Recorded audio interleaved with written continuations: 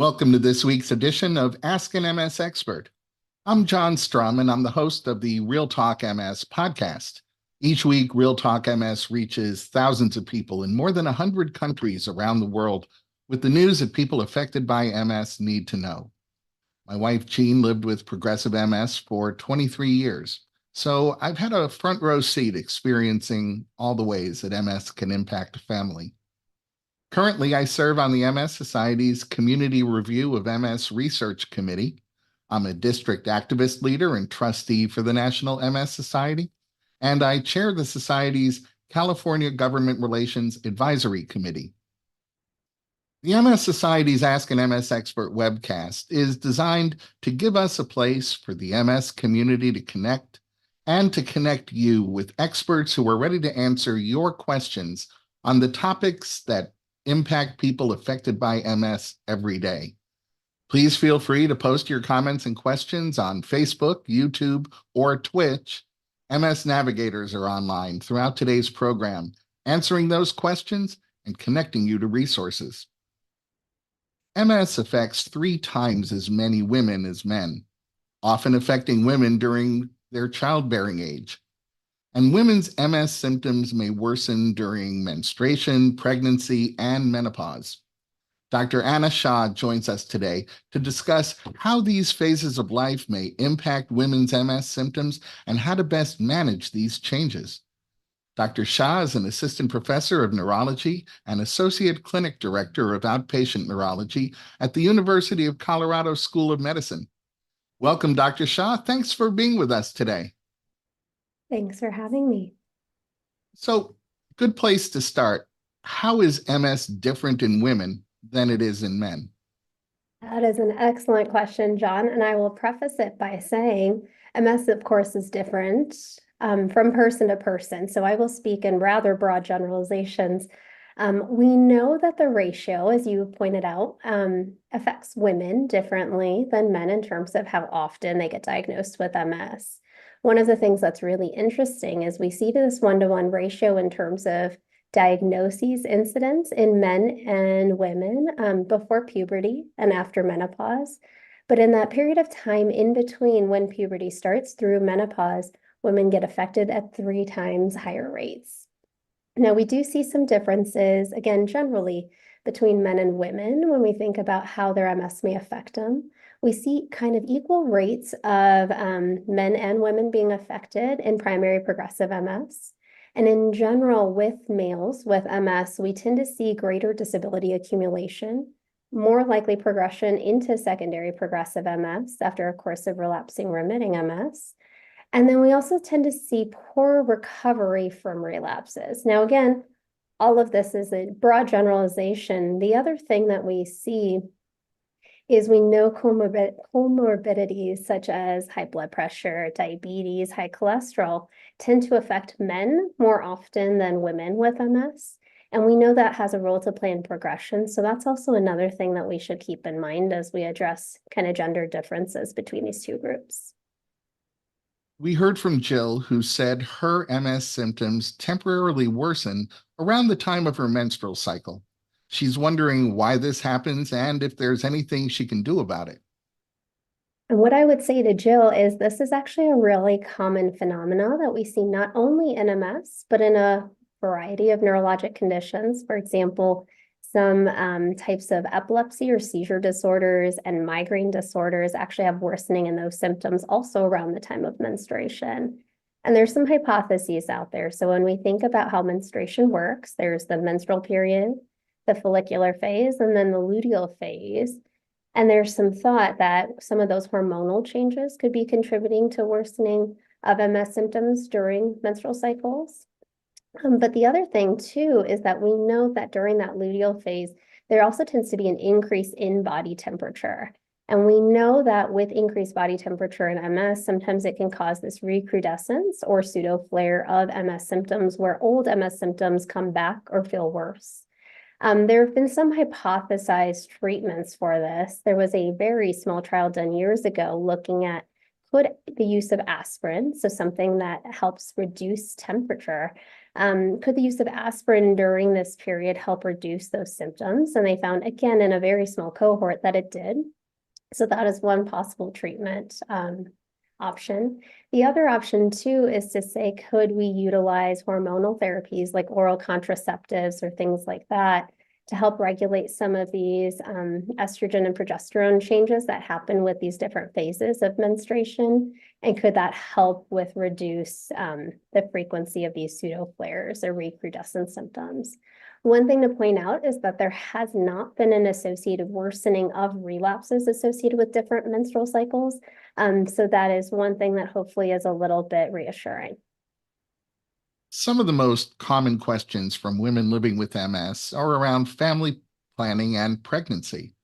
We heard from Crystal, who's wondering whether MS could affect her ability to get pregnant.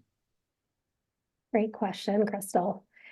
I think there has been some conflicting data in our literature about what does fertility look like in multiple sclerosis. There are certainly sources that say there's no impact of MS on fertility, and then others that say there is some impact on fertility. There was a really nice study published just a few years ago that showed that there were higher percentages of infertility diagnosed in women with MS compared to their peers without MS. And interestingly, when this was stratified by age, this was seen most commonly in those ages between 18 to 34 and then 42 years and older.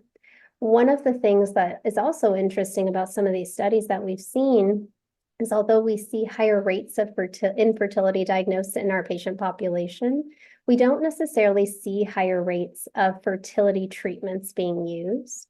One of the things that is important to think about, especially when you're trying to conceive, is we often define infertility in the medical field as those that are younger than 35 that have been trying for over 12 months, and those that are older than 35 as trying for more than 6 months. But in MS, we think about those numbers being a little bit shorter, really to minimize time off treatment and to help patients kind of achieve their family planning goals as best as they can. So really thinking about this time period of trying for about 6 months, maybe 3 months, depending on the age, and then considering talking to your primary neurologist about a referral to a fertility expert. I heard you mention time off treatment.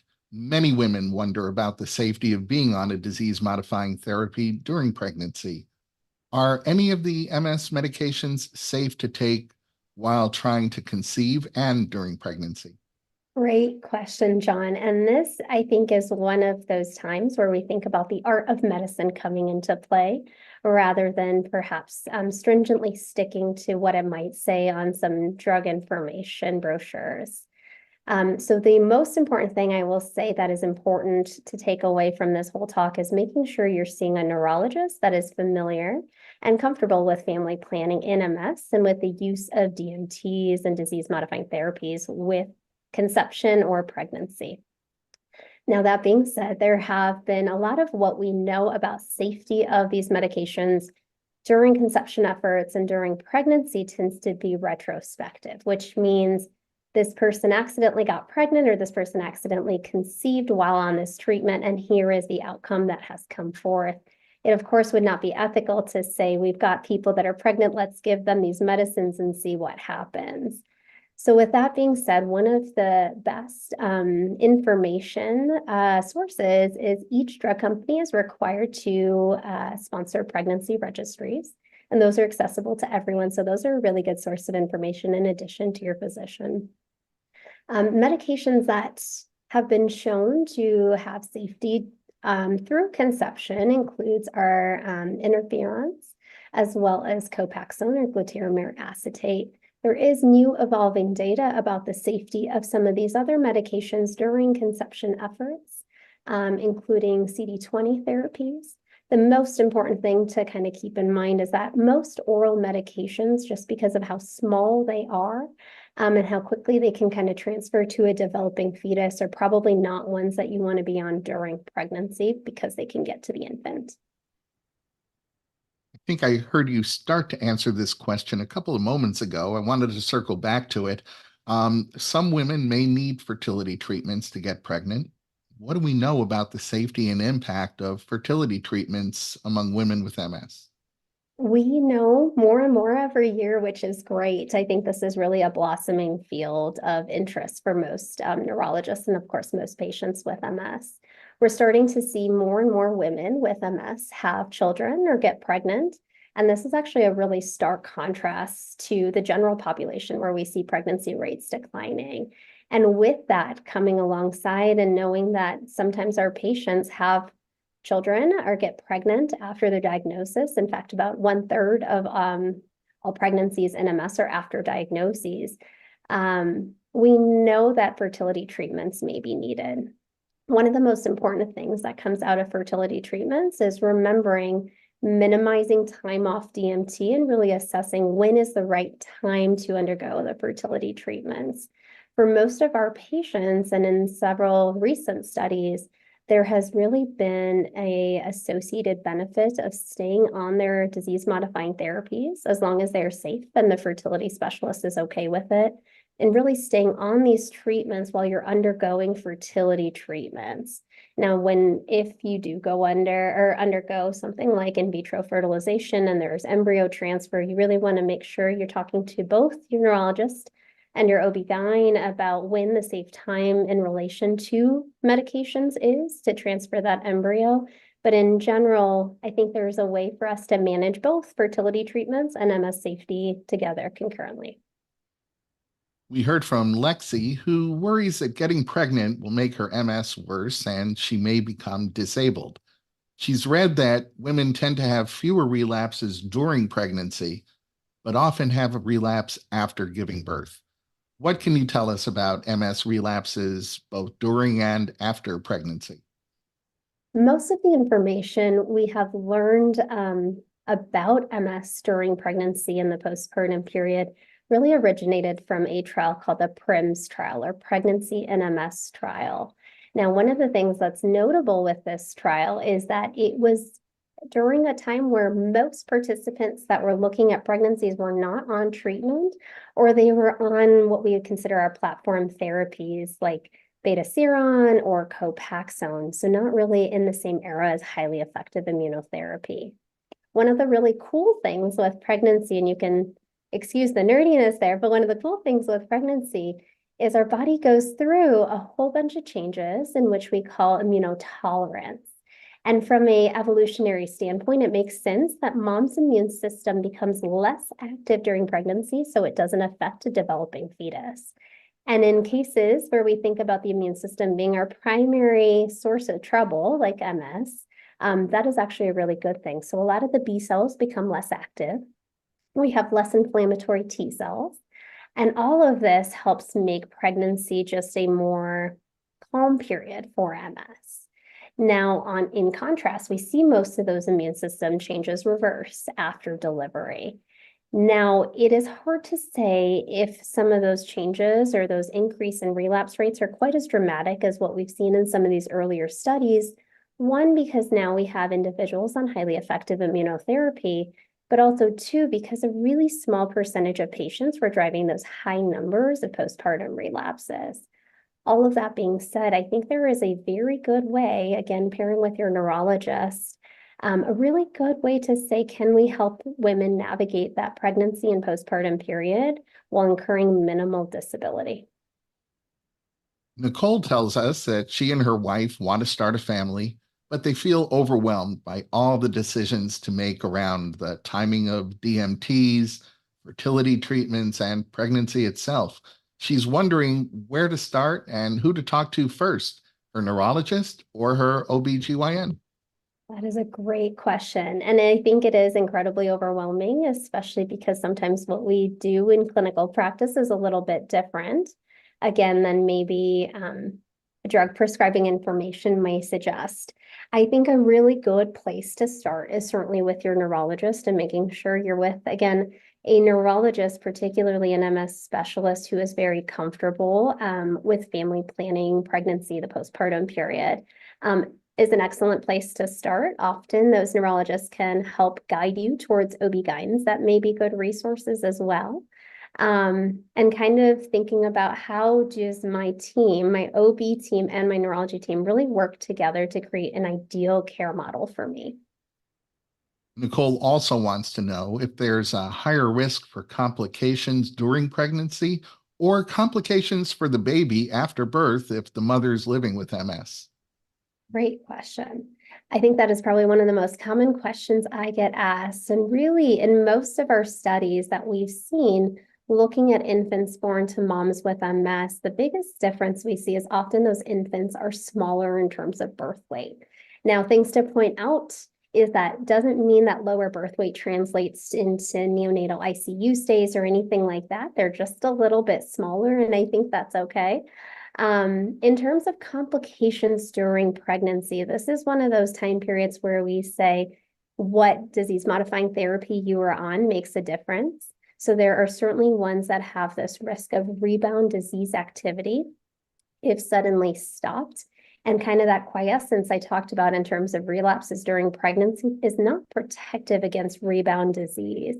So in those patients that are on S1P medications, like sphingosine 1 phosphate receptor modulators, or on folks that are on natalizumab, we do see higher rates of rebound disease associated with those two classes. So really saying being on something like that and abruptly stopping with a positive pregnancy test could certainly increase risk of complications during pregnancy.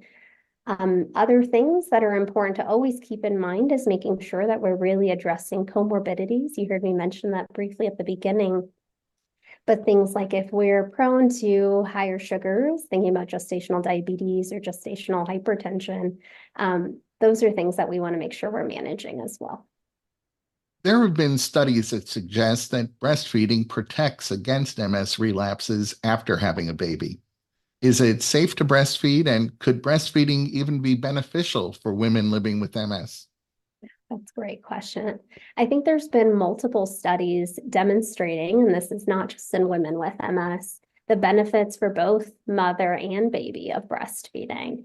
And I think that MS is no exception to that. In fact, with MS, we have found that women that are breastfeeding tend to have lower rates of postpartum relapses compared to their peers that are not breastfeeding. And we tend to see a bigger benefit with those that are exclusively breastfeeding as opposed to those that are intermittently breastfeeding. Now, all of that being said, I think the other thing that's important to emphasize is that some women can't breastfeed. Sometimes it just doesn't work. And that is okay. As long as your baby is fed, it's great to breastfeed if you can and want to, but if you can't, I think there's other risk mitigation strategies in terms of thinking about reducing relapses postpartum. Maya tells us that she was told to restart her disease modifying therapy as soon after delivery as possible, but she's concerned about the medication getting into her breast milk. Is being on a DMT safe during breastfeeding? I think it depends on the DMT, which is obviously a very long discussion. But generally, when we think about how breastfeeding works and how milk production works, most often after delivery, when most women start lactating, they first start off with a type of breast milk called colostrum. It then transitions into transitional breast milk and then finally becomes mature breast milk. Now, mature breast milk really takes about 10 to 14 days postpartum to get to that point. And the reason this becomes important is because most of what we know about how medications, including disease-modifying therapies, get into breast milk is really in the sense of mature breast milk. So all of that being said, I'll talk about this as if we're only talking about mature breast milk going forward. When we think about medications, the smaller a medication, the easier it is for it to pass into breast milk. So thinking about our oral medications, those are ones that I would not want my patients breastfeeding on because they're is easy passage of those medications into breast milk. Some of the larger medications, so thinking about the injections or the infusions, those have a trickier time getting into breast milk. So those are ones where we look at what we call relative infant dose, which is how much of this drug is seen in breast milk relative to how much is seen in mom's bloodstream. Now, there's different recommendations depending on which type of medication. So I think there are some that are safe for breastfeeding. The really neat thing is there's ongoing trials. For example, there's a big one looking at Ocrevus with breastfeeding right now that just wrapped up, and we should have the results of that hopefully in the next year or so. But I think there's ongoing studies and more data to come. While the cause of MS is unknown, we know that there's a genetic component to the disease. Brandy told us that she's not sure she wants to take a chance of passing MS onto her child. So, given Brandy's concern, what's the risk of a child developing MS if they have a parent who's living with MS or if there's a history of MS in the family? That is a great question, Brandy. I would say one thing that is really important to note is that MS is not entirely genetic. So I will take a quick little segue where if we think about identical twin studies where they looked at one individual that had MS, the other twin only had a 25 to 30% risk of having MS as well, which we would think about if something was truly genetic or could be passed on in identical twins. If one twin had it, we would expect it to be much higher. Now, we know there's a lot of really neat studies looking at what is the rate of MS in first-degree relatives if their parent has MS. And what we can really say is that rate is a little bit higher than the general population, but it's definitely not high enough where you say my child is definitely going to have MS. So for male infants or males of women or men with MS, that rate is somewhere between 1 to 3%. And for females of parents with MS, that rate is somewhere between 4 to 6%. So a little bit higher than our average person in the population, but it's not a guaranteed at all. Menopause is another phase in a woman's life when hormones fluctuate. The effects of menopause can feel like some MS symptoms, and hot flashes and difficulty sleeping could make actual MS symptoms feel worse. How can the effects of menopause be best managed to minimize their impact on a woman's MS? There are a few different ways that I think we could think about what can we do in terms of risk mitigation to minimize the effects of menopause. One option is to discuss with probably your gynecologist or primary care doctor the utilization of hormone replacement therapies to help minimize some of those symptoms during menopause. As of spring of last year, there was also a new medication that was approved on the market for symptoms like hot flashes in MS. And so that is, or symptoms of hot flashes in menopause, my apologies. And so that is also another consideration to think about. As always, when we think about ways to minimize feeling warm or hot, and whether that's hot tubs, showers, heat, thinking about some of those strategies like cooling towels, drinking cold water, fans, misting to increase kind of body surface area, where you're having evaporation, all of those are good strategies to think about using during menopause as well. We heard from Jackie, and she's wondering whether menopause can affect MS relapses or disease progression. That is a great question, Jackie. And I think this is an area where we're really blossoming in terms of research. One of the challenges with really truly assessing what's going on at this time is we get this overlap of MS and aging and menopause kind of all happening concurrently. And this often happens in the setting of other life changes as well. Often this is time when children go off to college or there's job changes. And so some of these can create compounding effects where it's really challenging to say how much of this is MS, how much of this is something else. We do not see higher rates of relapses from an MS standpoint during menopause, but there have been some older studies that said there may be a mild increase in disability. Now, the challenging part with this, again, is it's hard to separate out what might be these other compounding effects. So certainly something that we'll continue to keep studying. There's some ongoing studies looking at this. I think things that are going to be important at this period is really focusing in on the things that we know help us with wellness overall and wellness in MS, which is continuing to choose good foods to eat, continuing regular exercise, especially those things that are strength building, in terms of kind of building up and reducing risks of osteoporosis. And really kind of making sure that you're continuing to do cognitive engagement, whether that's cognitive exercises or working or other ways that you're engaging your brain. During the postpartum phase and the menopausal transition, women may experience an increase in anxiety and depression. these symptoms are already more prevalent among people living with MS than they are in the general population, what types of support or resources are available to women during these phases of life? I think one of the things for most individuals, not just including women, to realize, to your point exactly, John, is that we do see higher rates of anxiety and depression in patients with MS. And one of the things that I think is really important to keep in mind is taking away that stigma. And some of it, while we talk about all of this being in your head, I guess everything's in your head, including MS.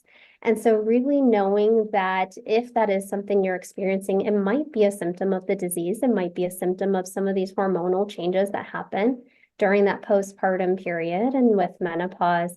And so really not being afraid to seek out help. Things that can really be helpful is one, the knowledge, which all of you are already doing by listening to this, that knowledge that that could happen and paying attention to it. Really thinking about what are medication and non-medication ways to help with that. And some of those might be the non-medicine ways, which we know exercise helps with both. We know seeking out therapy resources or services can also be incredibly helpful, or support networks of other individuals with MS. And then, of course, thinking about some of these medications. One of the things that I always emphasize to my patients, especially if we're talking about one of these periods of postpartum or around that perimenopausal period, is just because we start a medication for this does not mean it's lifelong. It could be something we say we use for a finite period of time, and then we assess if we continue to need it. So really not being afraid to engage with some of that, I think, is important. You've shared some great information and some important insights about women's health and MS. Let me ask you, what would you say is your top takeaway that you'd like our viewers to remember? Well, gosh, that's a hard one because I could keep talking. But I would say the main thing to take away is, I think, one of the coolest parts about how much we've accelerated as a field in terms of MS is I think there's a lot of ways for our patients to be able to accomplish the dreams they want, including family building, while minimizing risks to MS and just making sure that you are developing a plan in concurrence with your neurologist that allows you to kind of fulfill what your goals are. I think we have time to answer at least one more question from our audience. So let me ask you, we heard from Patrick, who has MS, and Patrick's wondering if it's safe for him to be on an MS medication while trying for a baby with his partner. Great question. So I would say to Patrick that we have limited information about some of the disease-modifying therapies as it relates to males when they're trying to conceive or trying for a baby with their partner. Now, the one exception to that is a medication called teriflunomide or Aubagio. There has been evidence that this has been detected in sperm. So that would be a medication that I would feel a little bit weary about trying to conceive. Now, I think there's emerging data about whether that actually has a clinical effect or not in terms of a developing fetus. But I think until that data is clear, I think it's better to avoid being on a medication like teriflunomide if you're trying to conceive. Well, I want to thank everyone who submitted some great questions, and thank you, Dr. Shah, for being with us today. Absolutely. Thank you for having me and talking about this. Before we close, I want to remind you that the National MS Society and the MS Society's MS Navigator team is your best partner when it comes to connecting you to the very best information and resources on living with MS. You can reach an MS Navigator by phone, email, or through the Society's website by chat. And for information and resources on MS, please be sure to visit the Society's website.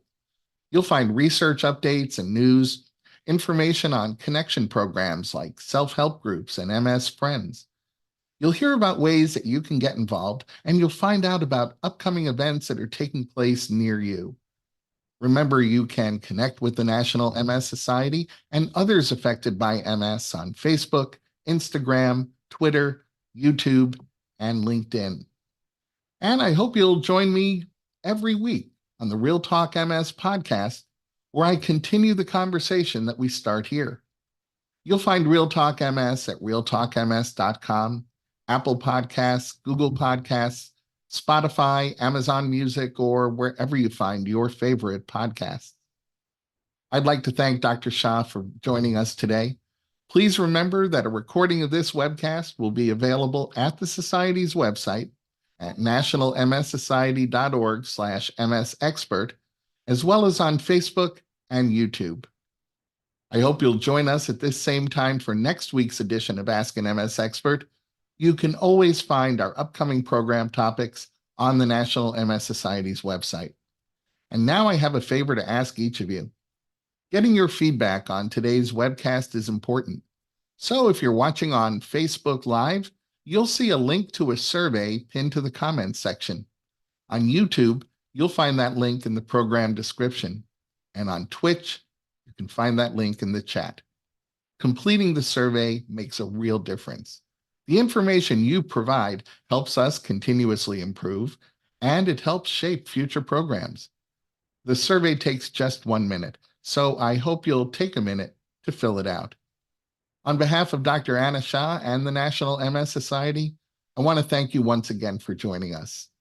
Please stay safe and make healthy choices.